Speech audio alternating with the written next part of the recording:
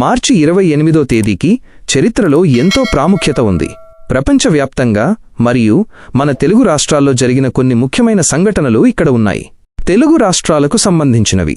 చిత్తూరు నాగయ్య జననం 1904. ప్రముఖ తెలుగు సినిమా నటుడు, గాయకుడు మరియు దర్శకుడు చిత్తూరు నాగయ్య గారు ఇదే రోజు జన్మించారు. ఆయనను దక్షిణ భారత తొలి పద్మశ్రీ గ్రహీతగా పిలుస్తారు. పోతన, త్యాగయ్య, వేమన వంటి పాత్రల్లో ఆయన నటన చిరస్మరణీయం. పుట్టపర్తి నారాయణాచార్యులు జననం 1914. గొప్ప తెలుగు కవి, పండితుడు మరియు బహుభాషా కోవిదుడు పుట్టపర్తి నారాయణాచార్యులు గారు ఈరోజే జన్మించారు. ఏపీ రాజకీయాల్లో మార్పు 1955.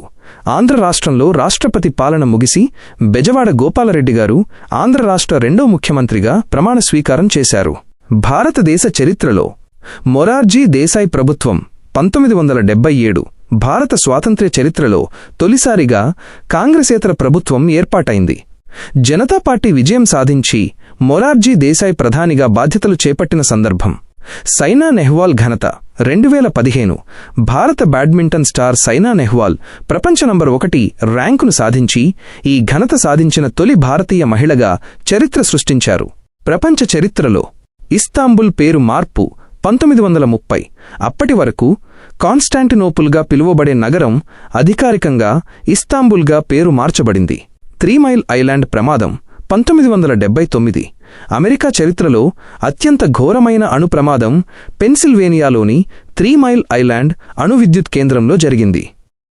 వర్జీనియా వూల్ఫ్ మరణం 1941. ప్రసిద్ధ ఆంగ్ల నవలా రచయిత్రి వర్జీనియా వూల్ఫ్ ఈ రోజునే మరణించారు. ప్రముఖుల పుట్టినరోజులు. లేడీ గాగా ప్రపంచ ప్రసిద్ధ అమెరికన్ గాయని మార్చి 28న జన్మించారు.